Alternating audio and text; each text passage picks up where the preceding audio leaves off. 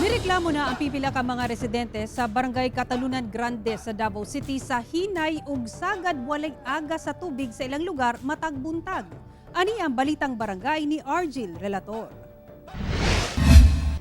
Hasol alang sa residenteng si Nonoy Toma Cruz ang ilang sitwasyon karon tungod sa ilang problema sa water supply kay matagabi ilang dunay klarong agas sa tubig.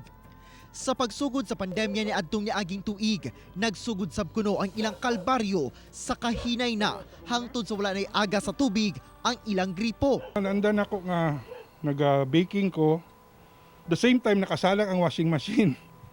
No?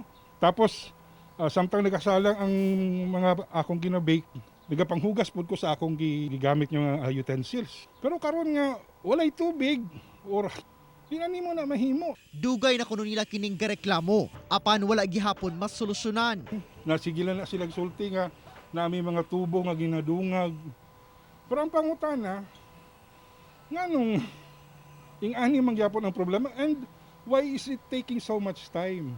Aminado ang Davao City Water District nga usa ang barangay Catalunan Grande sa mga lugar nga kusog mo gamit og tubig. Hinungdan nga nakasinati na og intermittent water supply labi na during peak hours.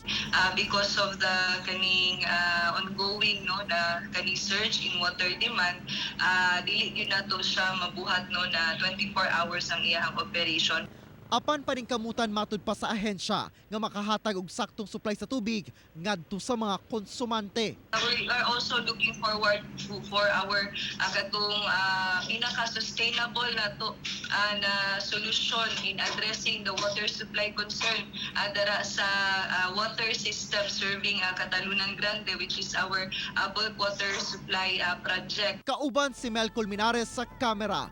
Ako si Argil Relator para sa One Mindanao.